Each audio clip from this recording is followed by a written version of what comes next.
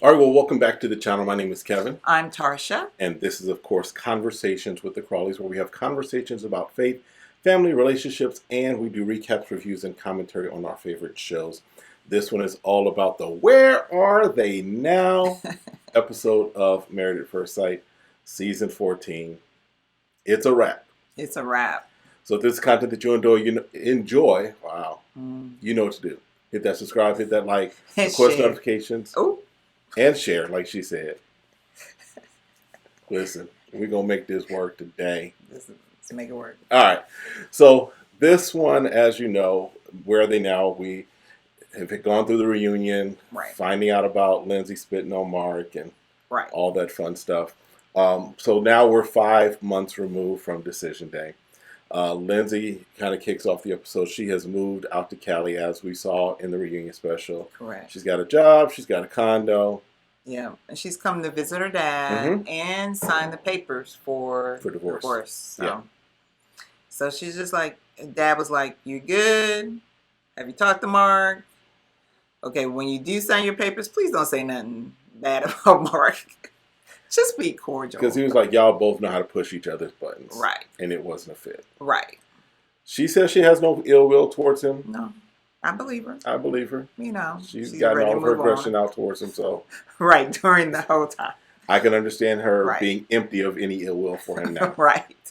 Katina and Elijah Wan are in their apartment. Because remember, I think, he sold his house. He sold his house. And they're just enjoying each other, right? And then trying to find the balance of now spending so much time together because they still don't know each other.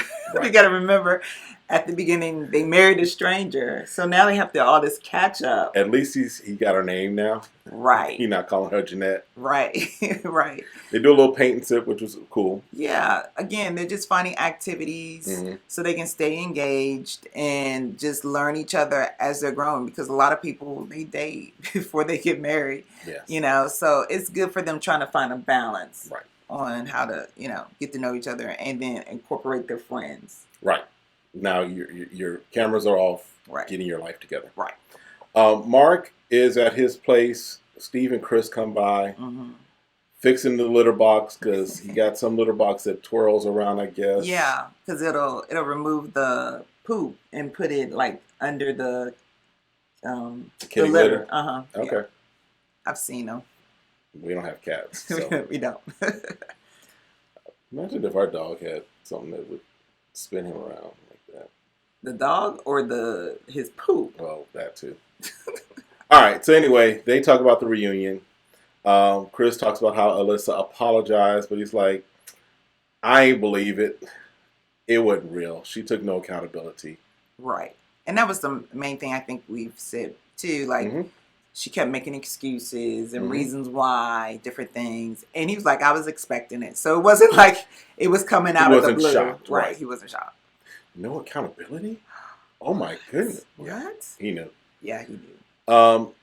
They also get into a little bit about Steve's beef with Lindsay, which is just like, I don't trust her. Right, because it was like more undercover. He didn't have to get into any altercation. He was just like, I'm just going to stay away from her. Right.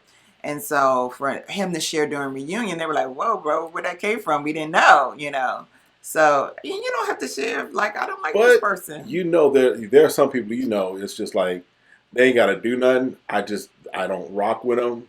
Something's off about them. And nobody else got to know. You just, your actions show you don't rock with them. I see how you act with other people. I'm just going to leave you alone.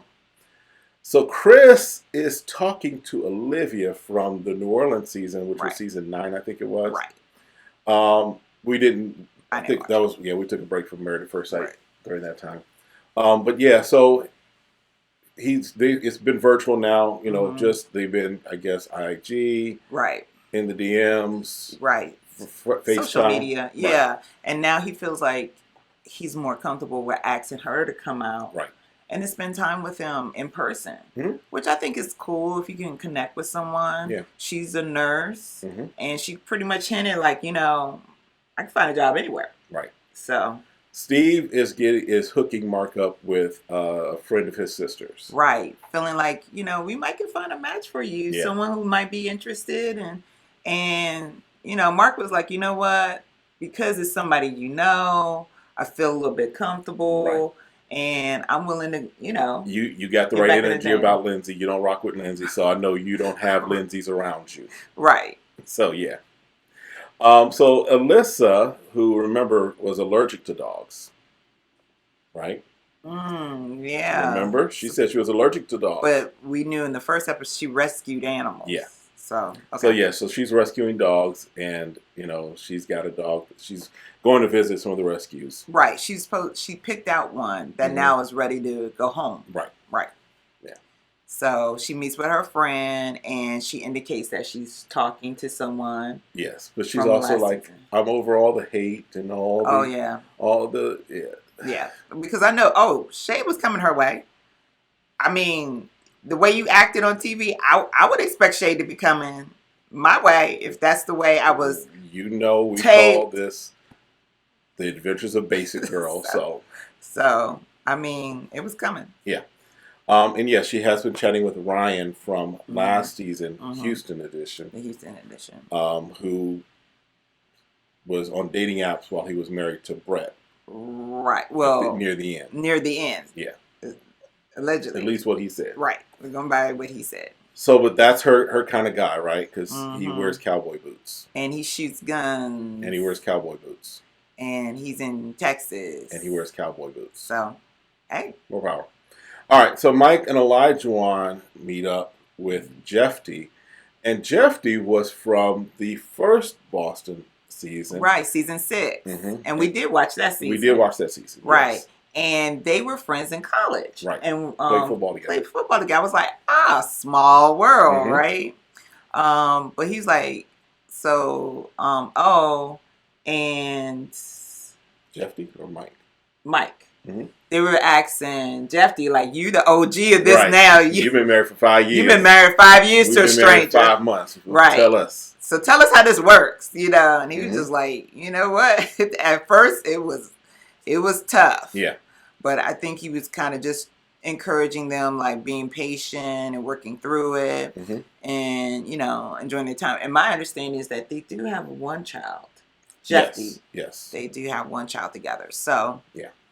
It was good that he was able to hang out with them. Yeah. And again, just now you can really see, I don't know, this season or this episode, it was like, we're going to show you all the inner workings as far as all the different connections that are. Because again, it's the Married at First Sight cast, if you will, is part of a unique fraternity. Oh yeah, it is. Small part of a unique community. Yeah, and for Mike, Jeffy was trying to give him tips like make sure you're getting closure. Right. If you and soon to be your ex-wife, if you didn't say everything that you need to say at the reunion, or you feel like at the reunion you were slighted in some way, right, go ahead and have that very last conversation so you know that everything is closed. Right, because Mike was like, I don't want to have the conversation because it could turn into something else. And they were like, have the conversation. You need to get that closure. Alyssa, Katina, and Yasmina hang out. Yasmina's like, look, I'm getting to know people. Right. I'm seeing what's out there. Right. Alyssa talks about how she's inviting Ryan to Boston. No, she wanted to invite. She was thinking about it, and then all the girls were like pumping her up, like, "Girl, why don't you ask him right now?" Right. So she does. And again. So as far as we know, while she was taping, that's when supposedly she asked, and he was just like not busy, right. Not shooting guns or phone. Right, and he was like, "Oh yeah, I would love to come." Producers called him and said she's about to text you right now. And so he indicated he was willing to come out to Boston, and she was all giddy about that. Yes, because he wears cowboy boots. Right. So, so they were like, "Okay, this might work out for you." So they were encouraging her and everything in that way. And then she comes with this just out of the blue, spontaneous, random idea that she definitely didn't get put in her ear, in her script from the producers about having a weekend getaway for all of the cast. And this would be a good idea, don't you think? Yeah, I don't think so. Yeah. But so then, of course, it was the question of, all right, so we're good with like most of us, but who gonna reach out to Lindsay? Right. Who gonna call Lindsay. And everybody starts talking about how she's blocked on their phone. Yeah. So Katina is like, I guess I'll call her. Yes. Because Katina's like, of all the people who you thought would have her blocked, Katina's the one who doesn't have her blocked. Right. Katina probably just like, look, I'm going to let that go to voicemail. I'm going to hear what she got to say. And if I need to, I'll call her back. That's how Katina operates with that. Whereas Jasmina's like, don't even try and call me. Right. So, switching over to Steve and Noi, they're working on Steve's place, trying to get it so that Noi can move in. Right. Because she wanted some things done. Right. Something to spruce it up to make sure that it's something they're doing together, right? Because their place is not his place. Right. And she had 6 months still on her lease. So that's why she's there as well. And so they're putting up tile. Yeah, they're doing backsplash. Yeah. In the kitchen. So, which is good when you can do something together to make it feel like it's yours, you know, together. Right. And he mentions like, hey, you know, we're on this 3-kid thing. My brother got kids. Let's see if you can hold to that. So if this is really important to you and you're going to handle this, then why don't we babysit and see how it feels to have 3 kids at the same time? All at the same time. All at the same time. Yeah. And so she was like, oh, yeah, sure. Like, I'm a gangster. I got this. I can handle. I used to babysit when I was younger, and it was fun. When you were younger, anything's fun when you're getting paid. Yes. Okay? Yeah. But when it's yours, it's like, it's no place to return them. It's no place. Not at all. They don't go back. So then Mark and Lindsay go to sign divorce papers. Right. Now, I think... I've never been divorced, so I don't know how it works. I don't know. So, y'all, if you've been divorced, let us know in the comments. My understanding is that you don't have to meet all together to sign divorce papers if you're not in a good space. Someone can sign, and then the other person and their attorney, because each attorney comes and review it before they sign it. Right. But they did decide that they could meet at the same time. And while they were waiting, because, like, you know, Mark is like, his eyes are all big, like, is she going to do something? Is she going to stab me? What's going to happen now? And Lindsay's just trying to be chill, you know, and they walk into the room to sign papers.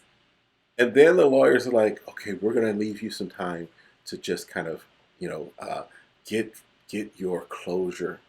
I'm like, what? I'm just like, okay, we know this is set up because there's no reason for them to really. There's no reason. And maybe, again, even in reality, that's something they want to make sure that everyone got everything off their chest. If they're, again, are they in a good space? You know, because when you spend some time and you make a commitment to someone with your family and friends there, I know you feel a certain way. You never want your marriage to end.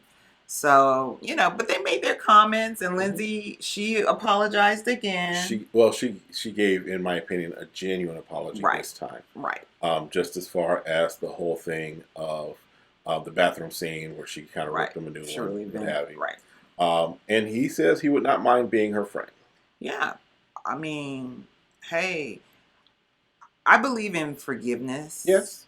But forgiveness doesn't mean that we have to be in the same space and move on. Right. Because forgiveness is about you. It's about you not being imprisoned by how someone else treated you. Letting go of the grudge. Right, letting go of the grudge. But that doesn't mean I have to be your friend. Right. You know, but for him to say that they're like, maybe he's like, well, I felt like we probably could have been good friends without having that intimacy aspect of it. And so I could be friends with her, I just can't be married to her.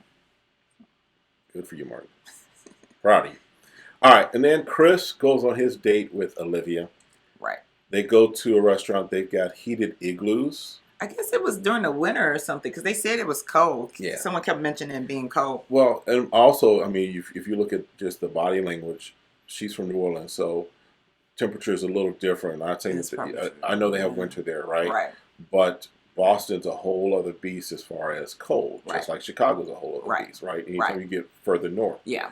So for her, whereas he seemed to be okay with it because his body had adjusted to the winter there, she was just kind of like, oh my God, it's cold here. I wonder if they could do that here and put cold igloos. Listen, that might be a business opportunity. Have some restaurants with some ice igloos here in the desert. It might melt before we get to appetizer. Be inside, be like a refrigerated restaurant. Let's all go have sit in ice tables. Go sit at the cooler. Sit in the cooler. Ice tables. Because it's hot here in Phoenix, just in case you didn't know. Yeah. So, but I thought that was cute. Yeah. Oh, it's intimate. In a little makeshift plastic igloos with a heater, with the heater in it, so they could be outside. So she does, as you mentioned earlier, she is a nurse. So they have good conversation. Yeah, I feel like there was good chemistry there, right? He's taking it slow, right? But like he says, I know what I want. I'm not in a hurry. Right. I just want a good fit. Right. He's like basically like, I don't have to put it on Married at First Sight time frame where it's like we're gonna get married in 3 weeks from now. Right. He's like, but I do have an idea. I do know what I want. Right. What I'm looking for. Right. So. Right. And he invites her to the getaway. Yes. She's a little like, okay, what's going on with you and Alyssa? He's right. Like, don't want her to be caught up. He's like, don't worry about that. He was pretty much like, Alyssa never liked me from the day she saw me walking. No, the day she saw me walking down the aisle. So she ain't going to be jealous because supposedly she never liked me. Right. So don't even worry about it. And he don't have cowboy boots. So, and he's like, I'm definitely over that. Yeah. Because based on how I was treated. So. Mark and Elijah want to go shopping to help Mark, basically. Right, because he lost about 50 pounds. I'm so excited for Mark. Yes. Because he really felt like, and I think he told Lindsay this, I can't remember what part of the episode, but saying that, she really helped him to really press in on being a better person. Right. And losing the weight, standing up for himself. And so he needs some new clothes to be able to go out on his date. So O and them kind of hung out, and O was giving him compliments and different things, which is good to encourage. And Mark goes out on the date with, I forgot her name, but they go out on the date. They go to a nice little place. Yeah. There's like a lot of different things to do. A lot of games and different stuff. And they interacted well. She indicated that Mark was keeping the conversation when before she seemed like she had to keep the conversation going. Right. So that worked out well. And he walks out holding hands with her. I was like, for you to be taking slow, why are you holding her hand? They holding hands. So, again, I know Mark is he's a very easygoing, I could tell he could be an affectionate person. Right.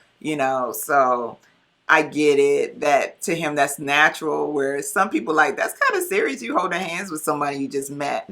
But I wish him well. I think he's deserving of finding someone because he really does want true love. But I'm glad at all the things he learned. Yeah, because remember, Mark was the one who didn't make the cut on the first edition of Married at First Sight Boston. So they reached out and said, hey, we're coming back. Are you interested? So he's looking for love, right? So Stephen Noy babysit. They seem to do a pretty good job with that. It's keeping them busy. And that's the thing. And alive. So that's the important part. And feeding them, right? And so his brother, Steve's brother comes and like, oh, y'all still alive? And they're like, yeah, it was great, you know. But when they leave, they're like, woo, that was a lot of work. And so now she's flexible on the number of kids. She's flexible on the number of kids. Yeah, I might not do 3. We might do 1.5. Right. Well, and because like I was telling you, I was like, this part is really nothing. To me, is being the pregnant part. Like once you are pregnant for the first time and you have all those months, especially in the later months when, the baby's getting bigger and you're waddling and you can't, move your legs when you're in the car trying to, press from the brake to the accelerator. You can't sleep, because you can't sleep on one side. You can't sleep on your stomach anymore. You're up going in the bathroom all the time. All those things. And that's having a very, what you call a normal pregnancy, right? With no complications and everything that's involved in that. Because those things are scary, right? Even all the way up to labor and delivery. So I'm like, Steve, you're too worried about this. Right. Now, obviously you want to be able to let's be flexible, let's speak in reality. But I'm like, dude, she'll be fine. Once she had that, if she can pop off that first one with no problems, then maybe she'll stick with it. But if there's more complications. Because we originally were saying 3. Yeah, we were saying 3 originally when we got married. 3 would be. We had our second one. That's the max. 3 was the max. Right, 3 was the max. We had our second one. We had a boy and a girl. Yeah. What was it? I was the one who was like, we're done. Yeah. I would. Let me. Because it was the elbow. It was the elbow. Your turn to get up and and go get him and give him a bottle and everything. And all your flesh at the moment. Well, you told all the truth that you were too old to do this, and we were young. We were in our late 20s. Right. And if you're too old in your late 20s to get up out of bed to get a bottle to a kid, then you shouldn't have any more kids. We were good. We had a boy. We had a girl. You shouldn't have any more kids. I was good. I didn't even, I was like. She didn't even like, you want to think about it? You sure? I was even, because even after 2, the doctor asks you, do you want us to go in and tie your tubes and everything? And I was like, well, I don't even want to discuss this until after we give birth. And then we'll make a decision there, because I'm keeping open to our conversations. Right. The max was 3. And until I'm not pregnant, and we, our baby's here, I'm not going to make a decision that this is it and this is final. Right. But you made the decision. I did. That it was final. And I was cool with that too. It was like, we got 2 kids. We got a girl and a boy. I didn't care if it was 2 girls or 2 boys, whatever. Right. But, yep, he made that decision. I don't know, how old was he? 3 months? I don't know if he was 3 months. 3-4 months, yeah. But, yeah. Yeah. We were done. He was like, I was like, okay, good. All right, dude. So Alyssa then meets with Ryan. Right. Right. They had their date. They had their date earlier, so we have to talk about. They did have their date earlier. Yeah, they went bowling. Yeah. You want to say what we're about to say now? She was moving to Texas. She was thinking about it. Thinking about moving to Texas. Austin. And she was like, I was like, I don't know why we even say that at the same time. That's been married 26 years with a dude. That's what it does. But, and they seemed like they were getting along. I was like, okay, he is your type. He's just not very expressive.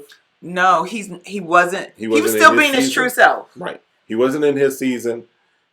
That's just his natural, how he is. That's just natural how he is. He's not expressive. He'll allow that girl, any girl, to talk, and he'll just shake his head, And then when he did share, and he's like, okay. He kept engaged enough to know that he kept engaged enough for her to know that he was involved in listening to her. Because he's like, I'm just now, right, the last couple of months, ready to date, right. And it's like, okay, but your season ended a little while before this. Right. So you at least maybe have done some healing. We'll see. Don't know. I don't know. I mean, maybe he's gone out, but I think he was trying to express to her like serious dating, And she was just like, I think I'm ready to get back in, and hint. And he's like, yeah, I think I'm back there, because he had to get a divorce, too.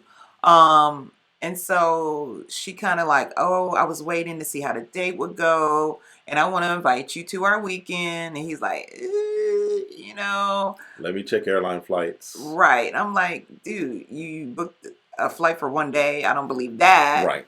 So, but he says yes. He says yes. And she's all excited. She's giddy. And so they was like, great. Well, we'll get that squared away. Right. So then later on, she meets up with him again. And I was like, oh, they're getting 2 dates in before the thing. That's what I was thinking. I was like, cool. No, basic girl does her thing. So basically, it looks like, I got through that basically in there. I know. I'm going to do that a few times. I know. So basically, she goes off about the fact that Ryan and Lindsay are friends, as she put it. And since, Lindsay and Alyssa are mortal enemies like Batman and the Joker, I don't know which one is which. Lindsay has the Joker smile. I'll just say that. So Alyssa feels betrayed. She feels like you should have told me that you talked to Lindsay. Yeah. And the way she put it is like, I talked to the guys, letting them know that you were coming. And they were like, oh, yeah, well, Ryan talks to Lindsay. Lindsay told us that Ryan talks to her all the time. So... okay, fine. That's cool. And she was like, I didn't know they were talking all the time, and making that Lindsay, because if she's blocking Lindsay, how she know Lindsay is making these accusations that, Ryan's trying to get at me and blah, blah, blah. she, from my understanding, she's taking this supposedly from the guys, but she's interjecting, that Lindsay's a big mouth and blah, blah, blah. And why you portrayed me. And Ryan's trying to explain, like, well, just like originally, like just getting to know people, I talked to her just like I talked to you. Pretty much, he was just like just through social media. Through social media. We've done a couple IG lives. She's like, no, y'all FaceTime, and right. And I know what I'm talking about. And he was like, no, not like that. He's like, obviously, I'm here because our relationship is further than what anything that me and Lindsay had interaction with. He flew himself out there for you, so and I know she ain't pay his ticket. No. Like Chris paid for the other young lady. Yeah. So, and she's using the word portrayed. Like, okay, granted, when the weekend is offered to Ryan could say, well, cool. I have talked to Lindsay a couple times out of your season, out of all the people. So I'll be familiar with her. Right. I mean, he could have mentioned that, but at the same time, it wasn't like he felt like it wasn't a big deal because there was nothing going on between him and Lindsay. Right. And Lindsay's in California. He's in Texas. Right. So again, and Lindsay never said she was dating anyone, any potential blah, blah, blah. So I don't understand why you wouldn't give Ryan the opportunity, first of all, to explain, to give his side of the story, and just chalk it up as a miscommunication. Saying, okay, I hear your side of the story. I'm not going to, dig too deep into it. And let's just move on and have a good weekend. But it was like, no one can talk to Lindsay. Like if I'm going to date someone, you can't have had any communication with her. I feel like a fool. I'm like, what do you mean feel like a fool? Don't be her fifth cousin 3 times removed. Because, I'm like, what do you mean? You feel like a fool? He's just getting to know you. He ain't saying that you his boo. Right. And it was like she making it out like he was cheating on her. But again, this is the delusional part of Basic Girl. Because remember, she was like, oh my goodness, they should have, because when they first had their date, her and Ryan, she's like, they should have matched me up with you. Well, dummy, you live in Boston. He lives in Texas.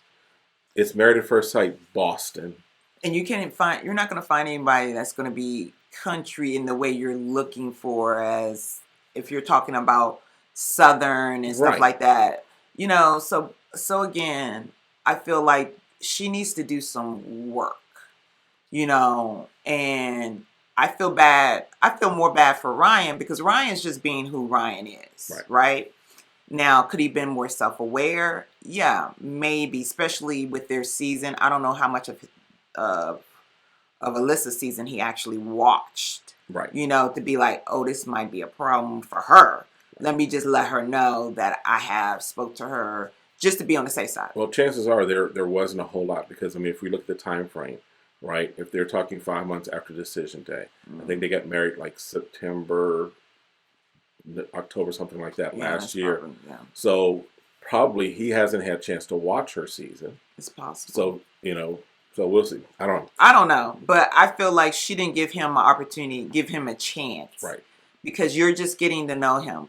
He doesn't know, what your preference is or what you don't like or how to communicate. So, I felt bad that Ryan had spent a ticket from Texas to Massachusetts. Yep.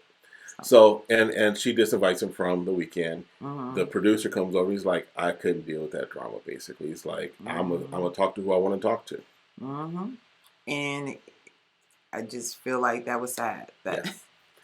So then they have the getaway weekend. Again, the spontaneous getaway weekend. Right. Alyssa fills in Katina and Yasmina about what happened.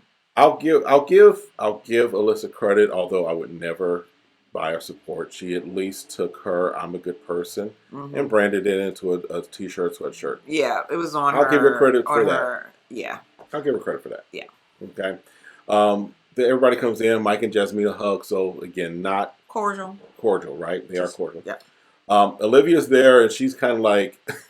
she's like, I feel like a third, fifth, eighth wheel right now. I'm here. I really don't know who all these people are, but I'm going to sit here.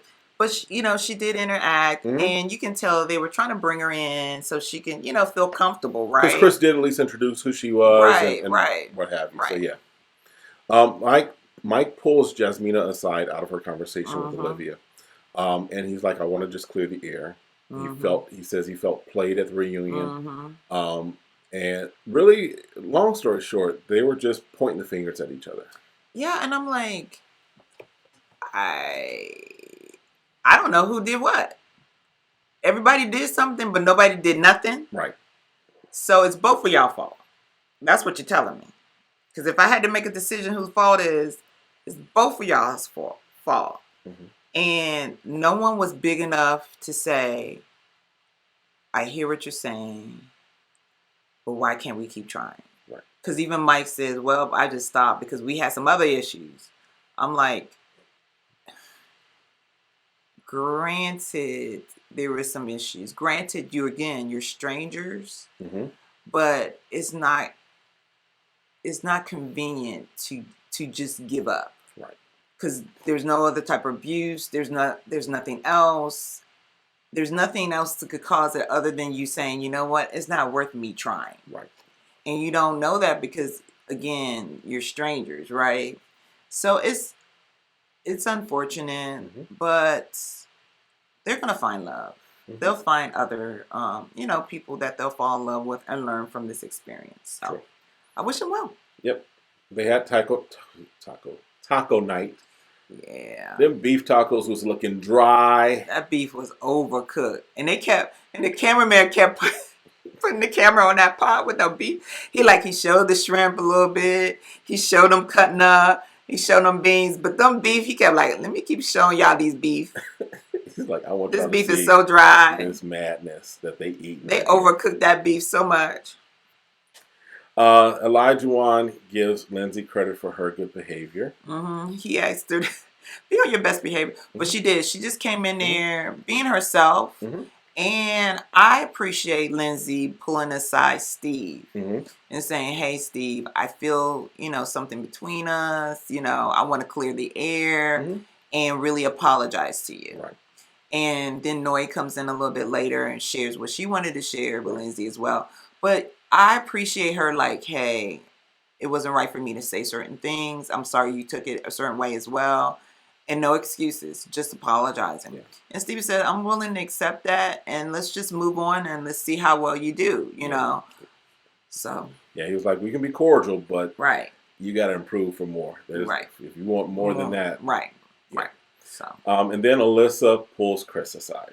Right. She taps him and she does. I feel like this was the best apology without being scripted, without her feeling like, she pulling out her cards, her cue cards. And exactly, this is what you need to apologize for. You say it wasn't scripted. I think it came across as genuine, but I don't think it was her idea. I believe because what we saw was a lot of reconciliation. I believe, and there's really no way for us to prove it unless we see behind the scenes footage, right? But my personal belief is that the producers were like, look, this is your last chance to show you're a good person. This is the last opportunity that you're going to have because we're no longer filming you. So go ahead and apologize to him. Put on your basic girl pants and apologize to him like you want somebody to apologize to you. I can't debate that. I have to agree. Potentially, you want to clean up what you left all over social media that's going to be imprinted for the rest of your life. That can be pulled up.